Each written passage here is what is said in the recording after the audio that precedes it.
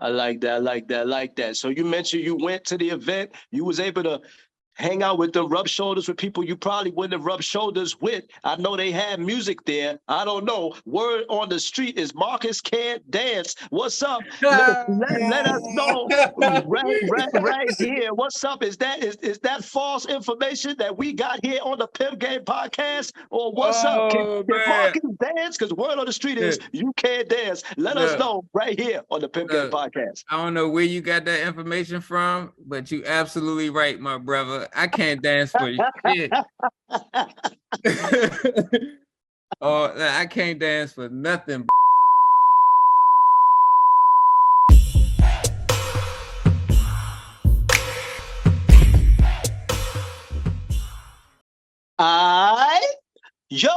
Welcome to the show. Welcome to the show. So, for all those people who don't know about your boy who ain't tapped in, Colmar Manor is in the building. Give us your name and tell us what you do in a couple of seconds. First of all, thank you, brother, for allowing me on your platform. My name is Marcus. I go by Marcus Cooks Vegan. I'm a vegan chef, and yeah, it's like to help people on their plant-based journey. I like that. So let's go back to where it all started for you in Colmar Manor when you were young, your younger brother, your mom's, your grandfather, all of that. What was Marcus' first love? My first love? Shit, my first love was basketball. That was the first thing I loved. When I was about like 8 years old, I had a red, white, and blue in basketball. That was the first thing I loved. Okay. So with basketball, I know you a little bit. You used to drop us off down at the cage, over up there on the dike, all of that. You used to just give it to us. I get it. I wasn't feeling you back then, but you was nice. And you had a little bit of handle. You was nice. What's up? Is there anybody in the neighborhood back in Colmar Manor when we was growing up? You was like, that nigga ain't better than me, but everybody thought he was better than you. Maybe Kevin Perkins, maybe funny, DJ. What's up? You funny for that. Wasn't nobody better than me, man. What's wrong with you? Wasn't nobody better than me, man. What you want me to call another nigga and say you better than me?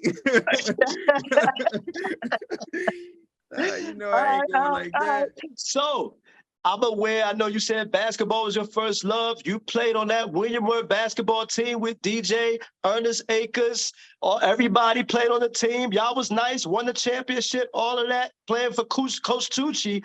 What's up? How was that moment for you playing for Coach Tucci in William Word? Like, that was a cool thing. Like, that was a cool thing playing on them teams because, like, we won a lot of games. We had a lot of fun.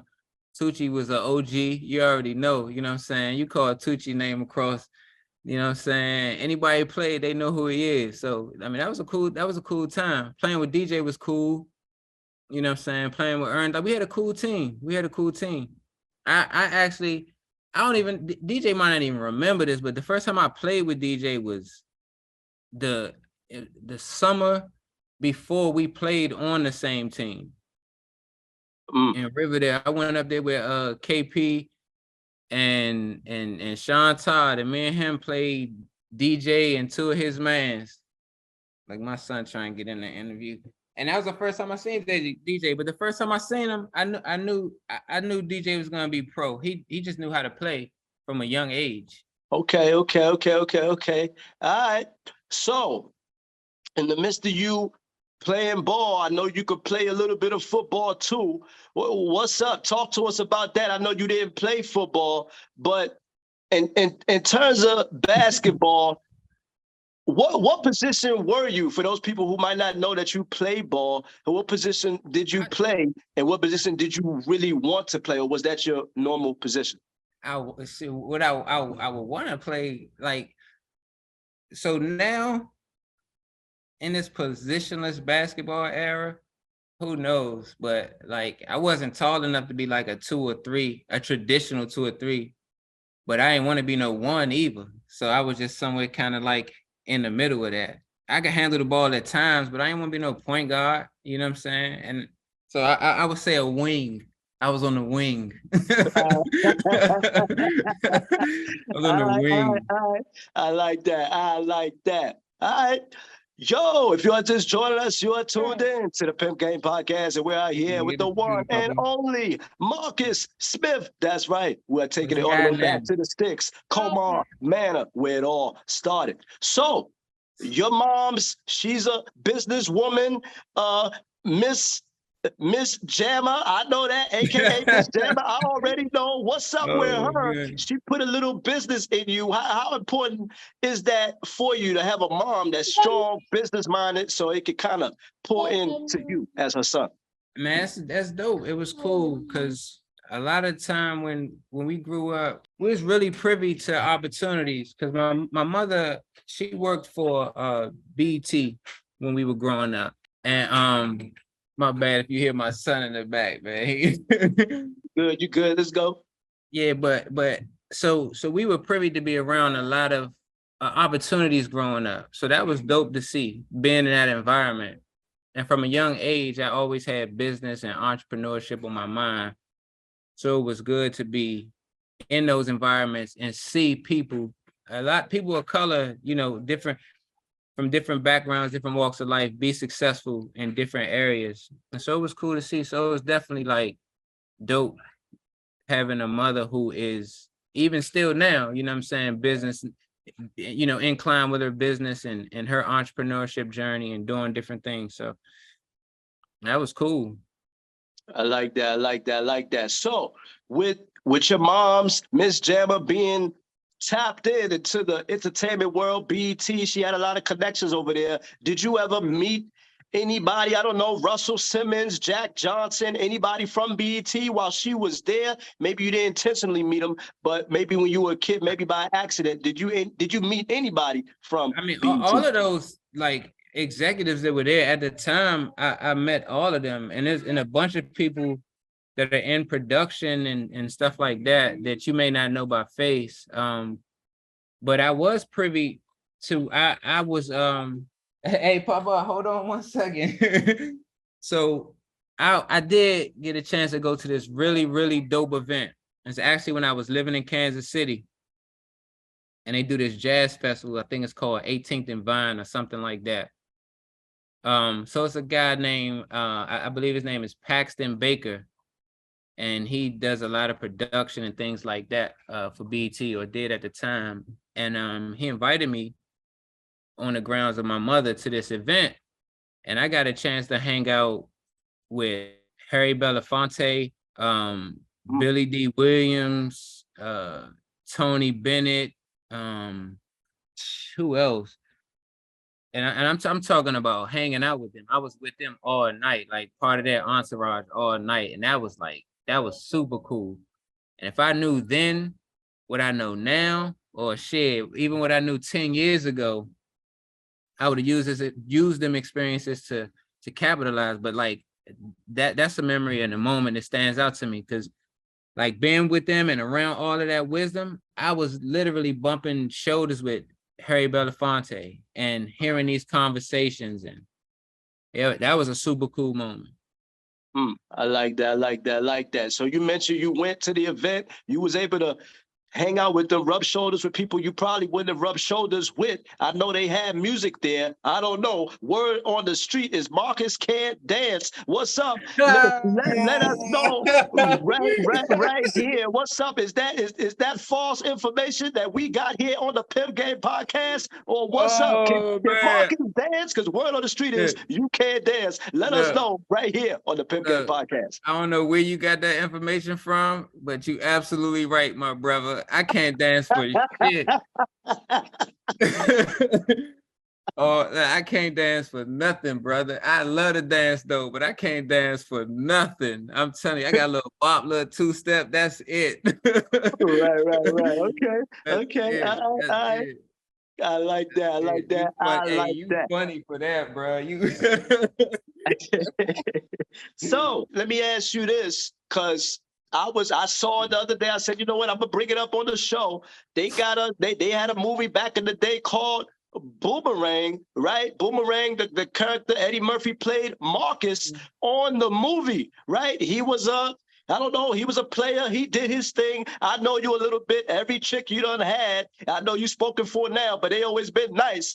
Is Marques you the real Marques? Do you have a thing for women's feet? Do their feet gotta be on point for you to rock with the woman? What's up? Are you the same as the character on Boomerang? Man. I ain't like that dude, but I would prefer your feet be nice. Like, yeah. I mean, people go through stuff, so I ain't gonna judge on, you know what I'm saying? But if they jive toe up, you gotta keep them nice, you know what I'm saying? But they ain't, you know, that ain't like what you call that? That ain't gonna break the relationship if the feet bag. Right. All right, ladies, or you know what I'm saying? You might be able to get Marques. That mean you're gonna keep him if your feet is jacked up. Not right now. Not right now. All right. Yo, if you are just joining us, we are live on the Pimp Game Podcast, and we are here with the one and only Marques Smith. That's right, taking it back to the sticks. Colmar Manor, all the way to healthy eating, all the way to his podcast. That's right, we're talking about it here on the Pimp Game Podcast. So, let me ask you this. You got an ebook out there. I love it. Mr. Author himself, Mr. Extraordinaire, Easy Vegan. I like that. What's up with the book? Can you talk to us about the ebook, Easy Vegan? So it's not out yet. I'm dropping Easy Vegan. I do have a ebook out now called Four Steps to a Plant-Based Diet. That one is out. Easy Vegan will be dropping soon. That's a straight recipe book. 30 recipes in under 30 minutes. All vegan. It's gonna be a variety of things, from burgers to family style meals to breakfast to sandwiches, a variety of different easy to cook vegan meals that when you start in this journey that they're easy to prepare. So in terms of vegan, why do you think, because I know you're a professional in this arena, what's up? Why do you think it's so hard for people to get on the vegan side? I know some people like myself, I want to be pescatarian. I even struggle with that. What's up with the vegan? How come it's so tough for people to be vegan? I think it's a mindset. I know you hear that all the time, like mindset, but I think it's one of those things, like we're born into it. You know what I mean? Like we're all born into eating chicken and beef and stuff like that. So when you're taught always that that's the right way and the only way to be, come on, Papa, lead the lights, man. Then that's kind of what you go with. But and also to add to that, it's been a kind of like a stigma. Like people think that you're vegan, that you only eat salads, or you only eat green vegetables, or you only eat just like one kind of thing. And that may have been true for a time, but plant-based eating has come a long way. It's come a long way. And just learning, over time, how to make recipes and how to make different food, I think that helps. But I think people would just, the mindset to change is difficult. It's not a bad thing. All right. Now, I got my ears to the streets. I know what's going on. I may not talk to a guest every day, but I know what's going on. So even though you're vegan, I heard my ears are to the streets. They say you still crave crab legs. You still crave buffalo wings. Is that true? Even though you're vegan, you're still craving that sometimes on a weekly basis. That's absolutely true. That's absolutely true. I wouldn't eat it. Like chicken, I don't think I even have, like, I don't even want to like really eat it, but it is a craving. When I smell buffalo wings and something like that, I do. Crab legs, definitely. I mean, I'm from Maryland. You know how we get down here, like, crab legs, that's heavy. You know what I'm saying? That's heavy. I grew up on that, cracking crabs since I was a little kid. You know what I'm saying? So yeah, that's definitely something I still crave, but it's something that I committed to not having. And I couldn't eat it no more. Caveat though, if I was on vacation in like some island or something, keep it a buck. And we out on a boat and they pull up a crab fresh out the water or something, I'm gonna eat that jam. Okay. Just for the experience of it. You know what I'm saying? I'm not gonna, indulge continuously, but I'm also not gonna neglect or deny myself certain experiences. Okay. All right. I like that.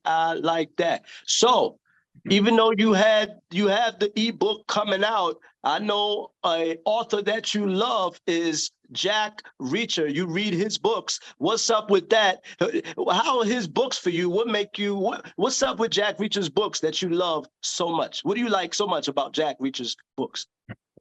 Yeah, the author is Lee Childs, but I don't know, like it was just like my brother actually turned me on to those books, but I don't know, just reading them, I don't know, like the description, I don't know, the character, everything just spoke to me. So it's funny because I haven't read one of those books in a couple of years. I've been reading different stuff, but I guess if I read the nonfiction stuff, I would read, those are my favorite books. That's funny, bro. You doing a lot of digging. You like that dude who be doing the the rap joint. What's his name? I can't even think of the boy's name. Maybe pulling out different little stuff about people. Oh yeah, man. Gotta take it seriously, man. I give it my all. So, in terms of the vegan, I know you do it. This is your thing. What's up? Can we expect a tour from Marques Smith going around the world? I don't know, 5-10 city tour here in the near future, maybe 2024, 2025, maybe for the book, maybe for teaching people about healthy eating. Can we expect a tour sometime in the near future for Marques I don't know Smith? about the near future, but at some point, I'm getting ready to kick off this podcast. So this podcast is going to help me with that element of things and just create more exposure for myself. So I would say, maybe in a year or so, but I do have intentions on going around and educating people differently. So I think we got a lot of people online who, it's like it's very strict and rigid about how you get to this path of plant-based or veganism or whatever you want to call it. And so I just want to, I want to teach people to just kind of take it easy while on this road, but also understand the importance of like making a choice for your health that's going to benefit, you and your family going forward. I like that.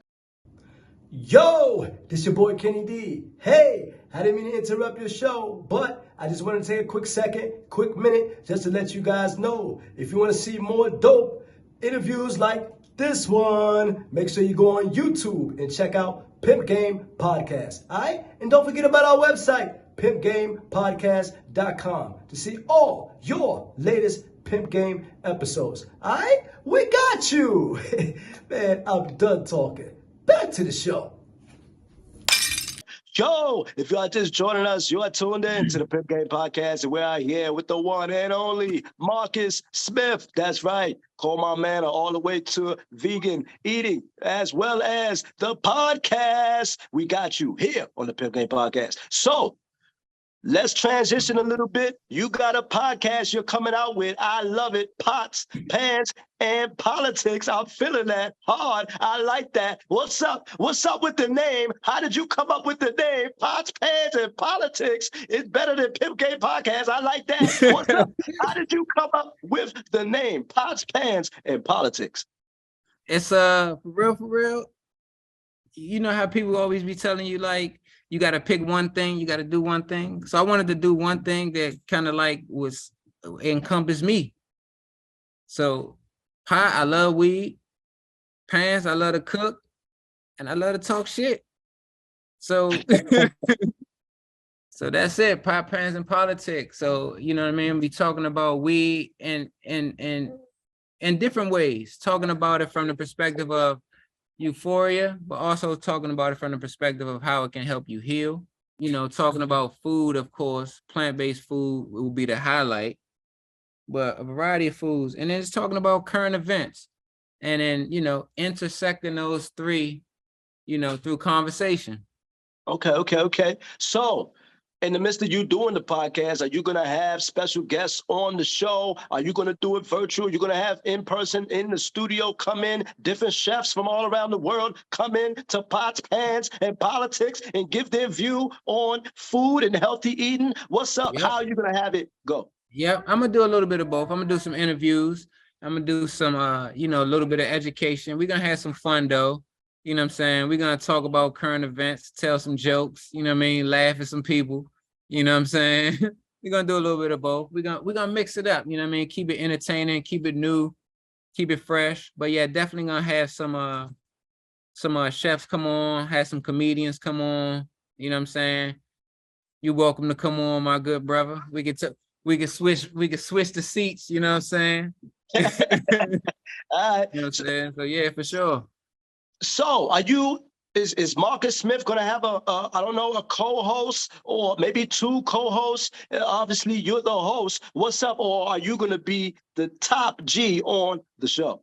Right now, I'm gonna be the only one. Now, eventually, I do want to bring in other people eventually, but it's something I gotta kind of set the tone for.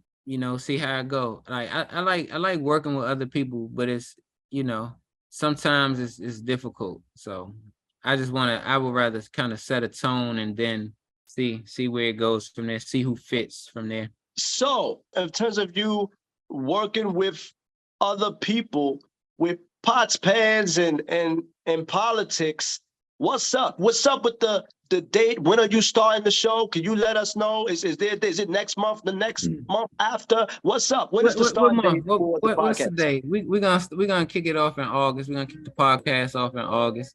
Just getting topics, getting my structure. I've been practicing like I'm in, you know what I mean? Like I'm on a real network because I'm really about to do this joint, bro. I'm really about to do this joint. I feel really good about this podcast. Yeah, I feel good about this podcast. So we'll kick it off next month. I like that. So, like I told you, I've been doing my research. I know you give a lot of education, a lot of speeches. One person you gave education to or speech to that I heard about, your daughter, Chloe. She's dope. She's outgoing, all of that, right? She mentioned when she asked you for a little bit of bread, you give her a little lecture. What's up? What's up with the lecture? You give it to Chloe. What is going on with the lecture? What's up? What's going down with this lecture with Chloe asked you for a little bit of bread? Hey, yeah, I gotta keep her a buck, man. Cause listen, Chloe, you know how you know what Chloe is to me, man. That was the first.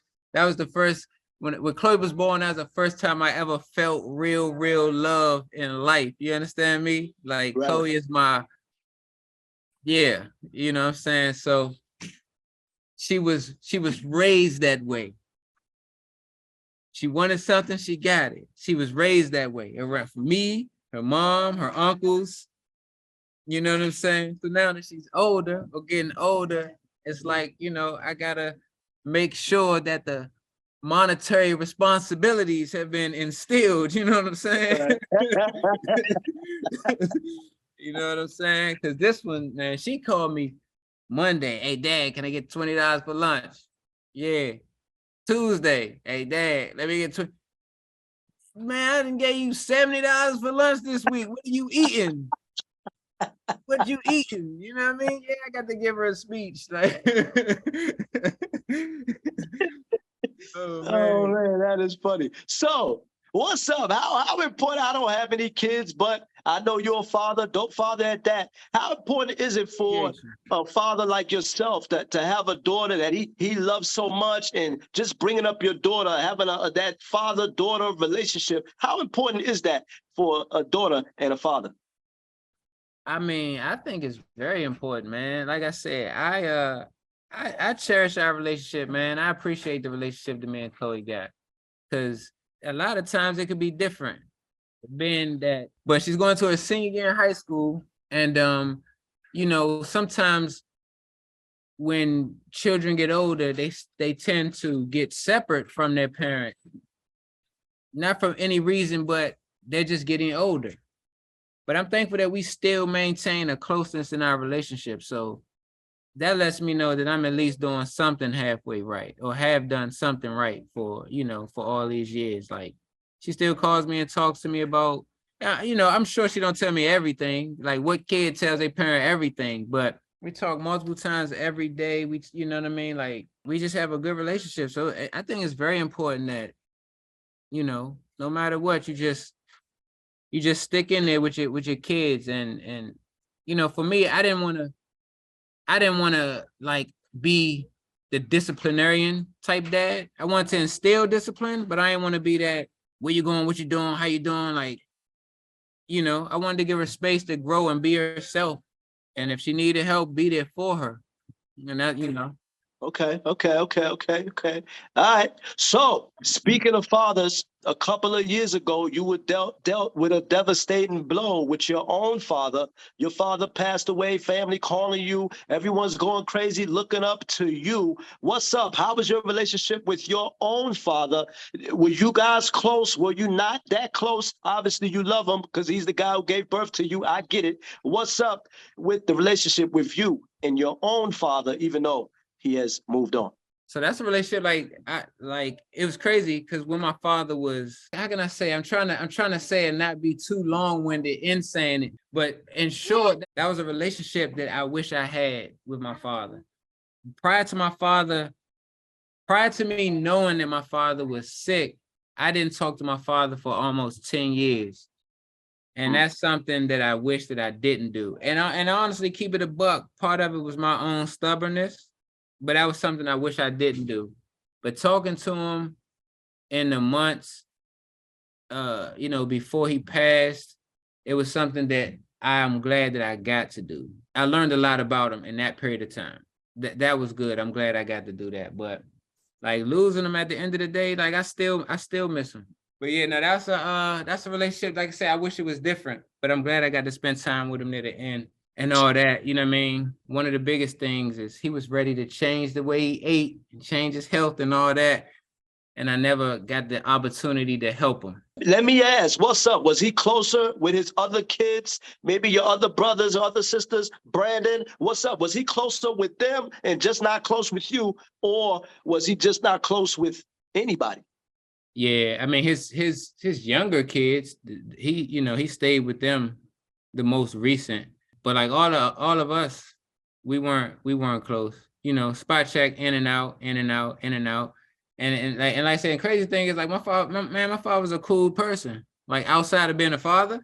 Like, right. You know what I'm saying? Because like I said, when I got older, and me and my father got past all the foolishness, we had a pretty good relationship for a long time. So let me ask this question, because I gotta ask, it's bugging me.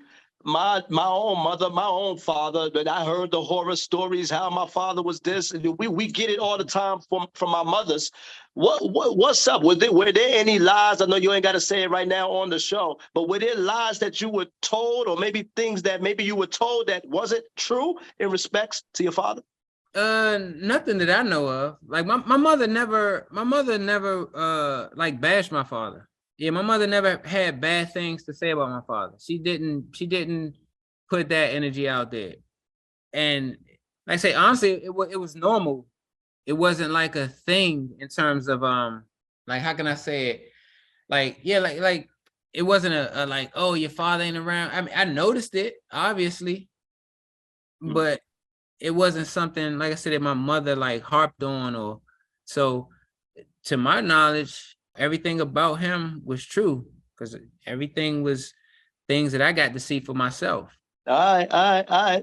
So today's topic of the show is the ESPN firings. A couple of years back, Damon Dash talked about it. Iconic interview on the Breakfast Club about ownership. We need to own. You got to own. You want to put yourself in a position where you're not fired. Now, today, a lot of those ESPN analysts are probably understanding what Dame Dash was saying. So they mentioned it on It Is What It Is, Comcast, my fault, Cameron and Mace sports show. What's up? What's your thoughts on that? Ownership. Do we need to own more? That way we prevent all the firings. I mean, Jalen Rose Max Kellerman, Van Gundy, all of these people, top names in the ESPN game, fired.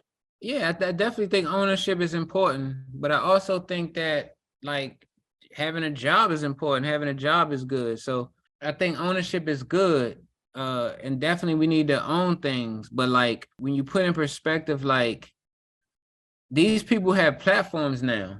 Like we have social media and all types of other avenues and channels to get a particular message out there. So ownership is important, but it's also like some of these places' reputation is big. And what are you gonna own the next ESPN? Sure, you can, but it's gonna take a whole bunch of years. And so a lot of people, I think they're unwilling to sacrifice like right now in order to build something that's gonna take 20 or 30 years. So while ownership is definitely important, is I think we all should own something.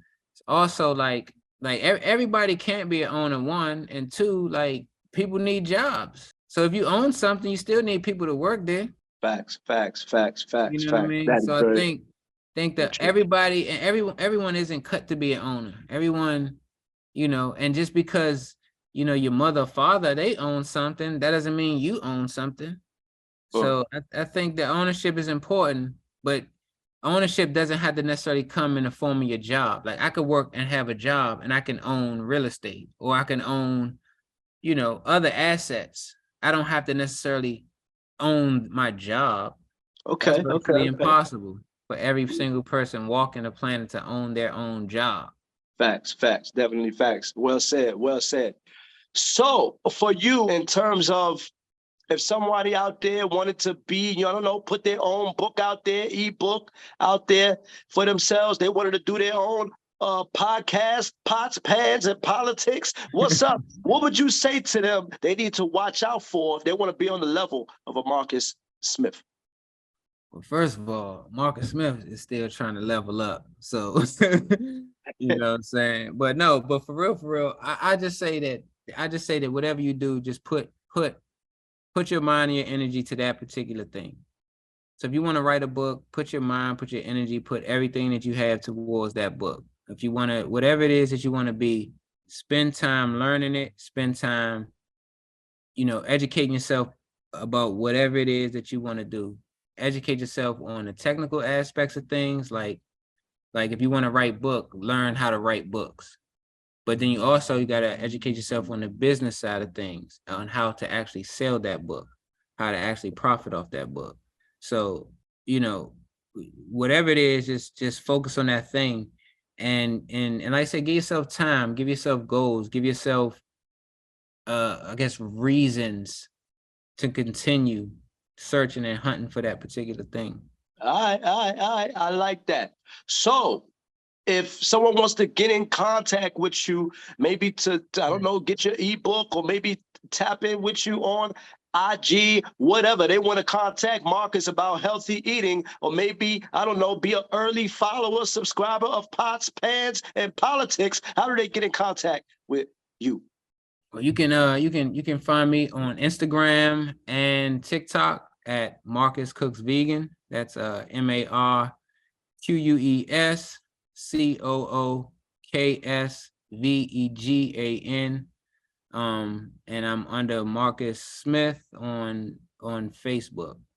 So Marques Cooks Vegan on Instagram, TikTok, Marques Smith on Facebook. I like that. All right. So for all those people who've been rocking with you back in the sticks, Colmar Manor, William Word, now the healthy eating, also Pots, Pans, and Politics. I love it. That's why I keep saying it. I love it. What's up? Any final thoughts out there for your fans before we sign off on Pimp Game? Man, on a real, I just want to thank you again for the opportunity, but I want to thank everybody who's been rocking with me on this journey. Who been, liking, commenting, joking with me, keeping it fun, telling the jokes, learning, everybody who's bought food, everybody who's bought juices, everybody who subscribed to any plan, any meal plan recipe, any of that. So I just want to thank everybody out there who was rocking with me, and yeah, man, it's all love. All right. Yo, tell everybody who you chilling with.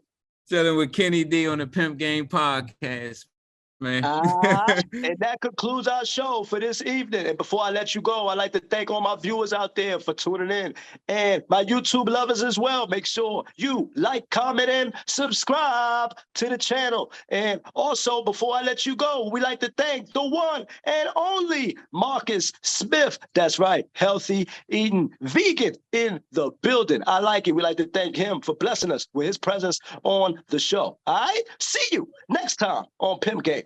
You don't want to miss it. Holla.